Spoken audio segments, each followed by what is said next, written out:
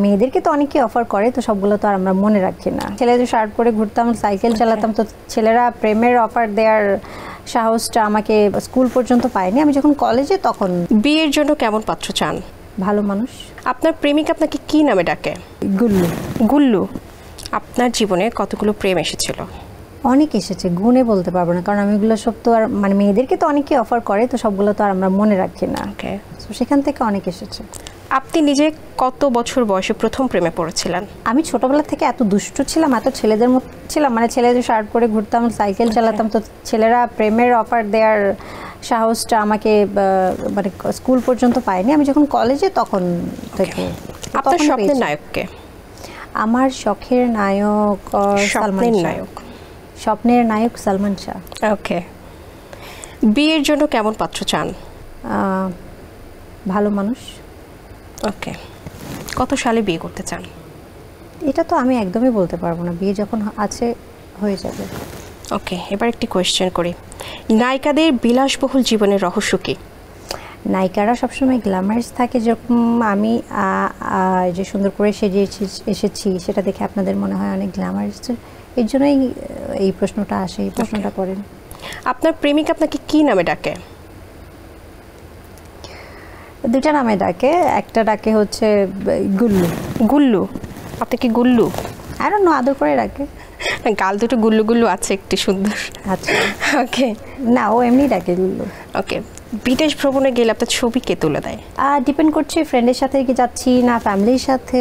ওটিটিতে তো কাজ করেছেন, নেটওয়ার্ক ওয়েব সিরিজ কবে দেখবে দর্শক? নেটওয়ার্ক দেখবে এই বছরই দেখবে, মার্চের দিকে হয়তো বা রিলিজ হবে। ওকে, নেটওয়ার্কে আপনার চরিত্র জানতে চাই। ভয়ঙ্কর একজন অ্যাকশন লেডি, যে হচ্ছে পলিটিক্স করে, এবং এটার জন্য আমি 2-3 মাস ফাইট শিখেছি, ওজন কমাতে হয়েছে, এবং আমরা শুটিং করেছি বান্দরবনে, যেটার জন্য আমার আমার যে ফাইট ডিরেক্টর ছিল উনি যখন বলেছে যে ও পারফেক্ট এখন ফাইটের জন্য, ও রেডি, তখন শুটিং হয়েছে। তো এটাতে আমি অনেক পরিশ্রম করেছি এবং এটা সবাই অনেক পছন্দ করবে। অভিনয় করতে গিয়ে কেমন চ্যালেঞ্জের মুখে পড়তে হয়েছিল? কোন ব্যাপারে? ব্যাপার অনেক থাকে, অভিনয় একটা শুটিং সেটে বা শুটিংয়ে গেলে তো অনেক কিছু। চ্যালেঞ্জ আমার কখনো মনে হয় না, কারণ আমি তো স্ক্রিপ্টটা সুন্দর করে পড়ি, বা আমার টিম আমাকে সাপোর্ট করে, বা আমি একটা প্রজেক্টে ইনভলভ হওয়ার আগে তো সবার সাথে কথা হয়, স্ক্রিপ্টটা আমি জেনেই তো আসি, তো আমি যেটা আমি পারফেক্ট মনে করি সেটাই করি, তো মনে হওয়ার কিছু নেই এরকম মনে হয়। ঢাকায় কোন এলাকায় বসবাস করেন আপনি? বনানীতে। আপনার মাসিক খরচ কত?